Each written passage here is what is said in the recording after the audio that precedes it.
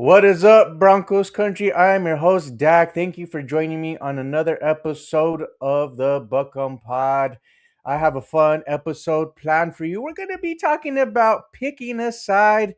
You either hate Bo Nix or you're going to have to fear him. That's just the nature of today going into year 3 for Bo Nix. But we do have a promo that we're doing for the Buckham Pod. Please, ladies and gentlemen, like, share, and subscribe. We're trying to hit 500 subscribers right now. We sit at 445. We're gonna give not one but two giveaways from the Buckham Pod. One being a Bo Nix jersey, the other is gonna be a jersey of your choice. Um, so we are almost there to our goal. We would gladly appreciate it. We want to grow with our viewers. Let's elevate together. I'm excited about this, and I hope somebody wins. Who views us. I would love to do some more giveaways in the future. This is something that uh, we enjoy doing. Having that fan engagement, but also making you guys feel important for supporting us. So without further ado, I have an episode, like I said, talking about Bo Nix going into year 3. I know a lot of the discussion seems like, right, like a lot of folks hate on him. Um, but this man just wins, right? Some people still think Bo Nix might be overrated or he doesn't fit the bill of where he was drafted. So the question is simple: do you people hate Bo Nix, or do they really have to start fearing him, right? I think for Bo Nix, he came into the NFL as a system quarterback. He played a lot of football, college football, right? At the NCAF, he had like 60 plus starts or what have you. Had some success at Oregon. He's fought through adversity. I kind of like to refer to him as the gladiator because of the adversity, but when the game is on the line, he is able to come through. He is a fighter, he's a warrior. A lot of people give him the label of a check down merchant. Some people feel like Sean Payton's offense is carrying him because he's like a plug in, kind of like a plug and play type of guy. People feel like he's not elite physically, but you know what? That's kind of BS to me. So Bo Nix, including the postseason, it's not like every starting quarterback is just walking around collecting W's. In the NFL, it's totally hard to win, right? In 34 games to Bo Nix's career, he's 25 and 11. 25 and 11 in 2 seasons. Man, if you would have told me if we could have had that many wins, within the whole decade that we were, Jesus, it was a long time that we needed a quarterback that brought the level of aura of Bo Nix, right? That winning mentality, the leadership on and off the field. Players gravitate towards him, right? 64 total touchdowns as a quarterback. Rookie season, he finished third all time in the NFL, just behind Justin Herbert and Russell Wilson. This man is just wins. You think about it. I look at all the games. He just has that it factor, right? When the game's on the line, like I talked about, eight fourth quarterback, eight fourth quarter comebacks, 10 game winning drives. And one game that stands out to me specifically of recent memory was last season, um, with the Giants.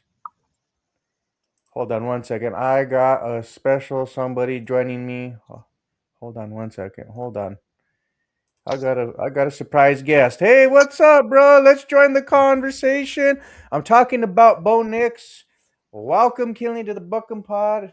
I was just talking about how Bo Nix had eight fourth quarter comebacks, 10 game winning drives, but I was talking about the moment where he had a four touchdown game against the Giants, 33 points in the fourth quarter.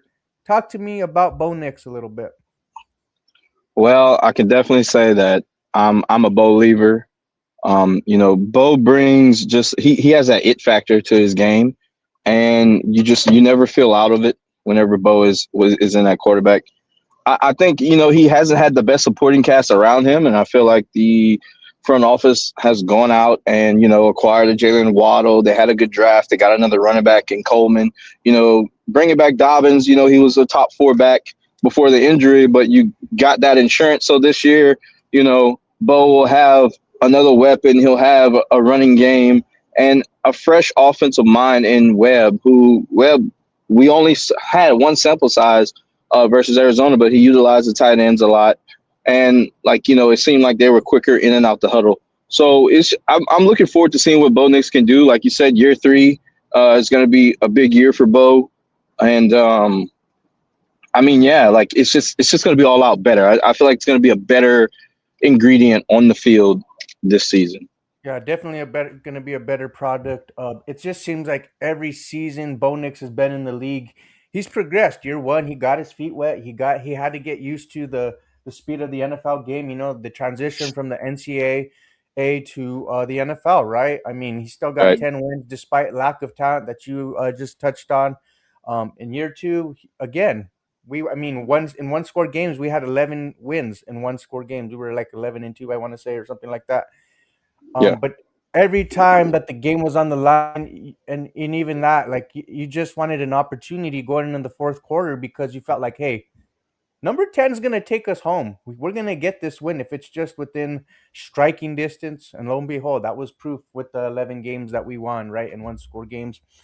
And I think a lot of people are too tied into the flash, like Right. the strong arm or whatever, but I think Bo Nix has some kind of flash to him.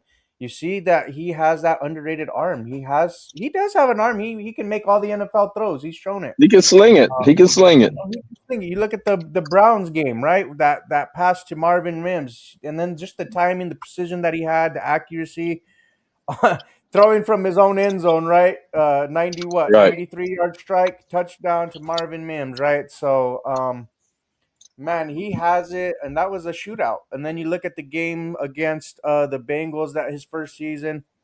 He went toe to toe with one of the that many, I guess, the consensus considers one of the best quarterbacks in the NFL, and Joe Burrow, right? Despite losing in the overtime game, I think that particular matchup for me personally was like, damn, we got a dude. We have a dude because he was able to go toe to toe with Joe Burrow, right? And I know you're going against the defenses, but you still got to perform on the field at the end of the day. So, Yeah, you got to score um, points. You got to score points. The other quarterback scoring points, you have to score points. And I think if that was a question mark, after if Bo was a guy after he went up against Joe Burrow, this dude literally went toe to toe and beat Josh Allen in a true. AFC divisional round game, and Bo showed that he is the guy. Like the throws that Bo was making, it was unbelievable to see. And he had what?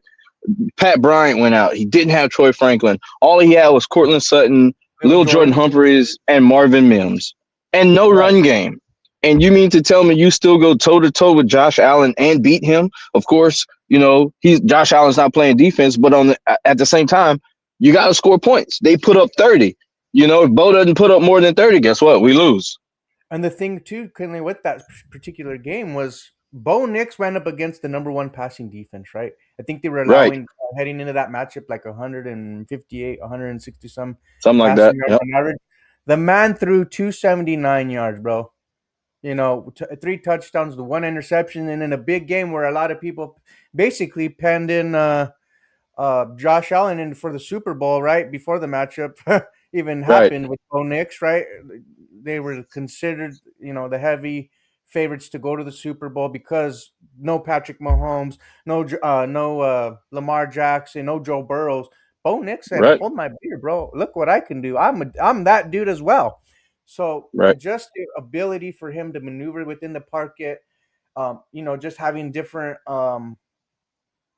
like launch angles, but like being able to deliver within, To different change the arm angles. Yeah. Yeah. exactly. So it was just amazing what we saw, and I'm just so excited because like we just added Jalen Waddle this offseason. A lot of people want to see Bo Nix, be more consistent in terms of attacking in the middle of the field. You give him a weapon in Jalen Waddle who can help you do that. I think a little more utilization from our tight end rooms, like Evan Ingram, can be beneficial for Bo Nix, right? Being that threat on crossers, you've got a guy, Jalen Waddle, who I think is legit as an elite route runner. Having those digs and, hitting those as well. But Bo Nix is going to be something special. And then not just that, I was looking at stats, man. I mean, he had over 612 passing attempts. He led the league in pass attempts. I don't think in the Sean Payton's offense that that's going to go down quite drastically, in my opinion, because I was looking at Drew Brees throughout the history, and I know the game changes from time to time, different eras or what have you. But Drew Brees was throwing for like 560 some attempts per season in his NFL career, right? That's just the way the Sean Payton offense operates. You're going to get Operates. that good amount of volume in terms of passing attempts, right? Um, so I think if we could get to that 560 range, especially now with the running back room that we have, and just kind of be help Bo Nix out a little bit, I'll feel a little better, right? Yeah. Um, dude, and not to mention, like I would like to see Bo Nix going into year three of him being more, a little more under center. It marries the running game and the passing game. You get that play action rollout. You can fake an outside zone to the right side. Roll out. And hit maybe Evan Ingram or whatever on a mesh concept. Man, those are things that I'm excited to see, right? And just having your running backs fresh, dynamic is going to change the defense. And now you can't double team Cortland Sutton. Bo You Nix is can't. going to be able to have weapons, on the outside and in the middle of the field. I think defenses will not be able to crowd the box, dude. I don't know. How do you feel with some of the Oh, additions made in this I I draft? I definitely agree with that. You can't double court. You have Waddle on the other side. Hopefully Pat Bryant stay healthy and Troy takes that next step. And with the like you said about the running backs, you have your change of pace backs. You have Dobbins who can give you that power. You have Harvey with the speed mixed in with a little bit of power, but you have Coleman who's a bowling ball. Yeah, Okay, and I really think that's going to benefit Bo. I'll say it. Bo has no excuses this year. He doesn't. Like they went out, they got you the weapons. They got you the weapons, and it's not really an excuse because, like, let's just say they upgraded. People been asking the Broncos to get Bo more help. All right, we're gonna give him more help, and they did. So this year, Bo, it's time to step it up even more, even further than what you've done so far. So I'll take that back. Not excuses, because of course, he's never had these. The only thing he hasn't had is like weapons. So we got the weapons for him this year. But can I say this about my quarterback that I love the most?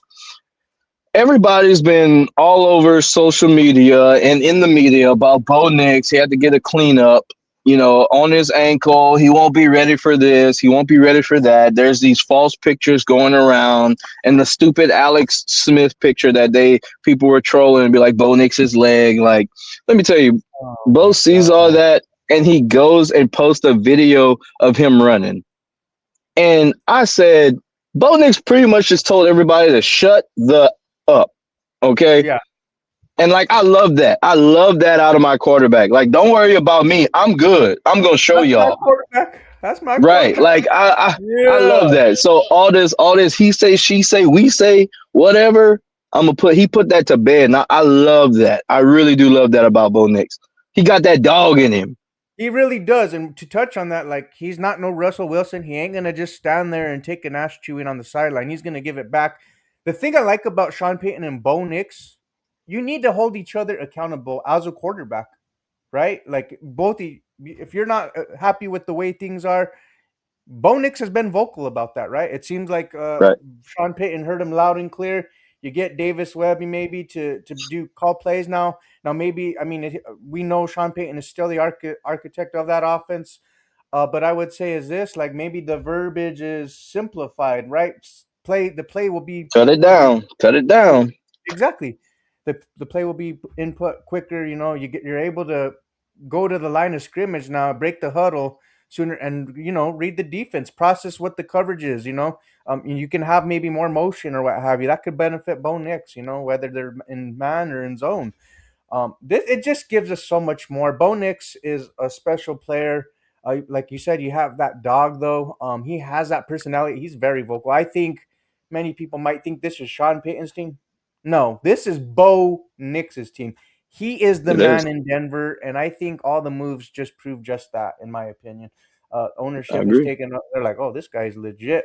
Sean Payton at that too. He's like, whatever Bo needs, we're gonna help him out. They heavily invested on the offensive side of the ball this They season, did. and I know real quick, I know it was they have Denver as the second ranked best defense in terms of on that side of the ball, but what I would say is last year, the Broncos were 14th in scoring. I think like 23.6 points per game or whatever. Don't quote me on the exact number. But what I would say is if we could get into the top 10 as a top scoring offense and get maybe anywhere like 25 plus points per game, this Broncos team as a whole is going to be a problem. And Bo Nix, the only thing that was holding him back is from start to finish, right? Being efficient and consistent. If Bo Nix could Consistent. do that in year three, it's curtains, baby. It's Super Bowl bound. I'm going to tell you that right now. We have all the pieces. He has no excuse.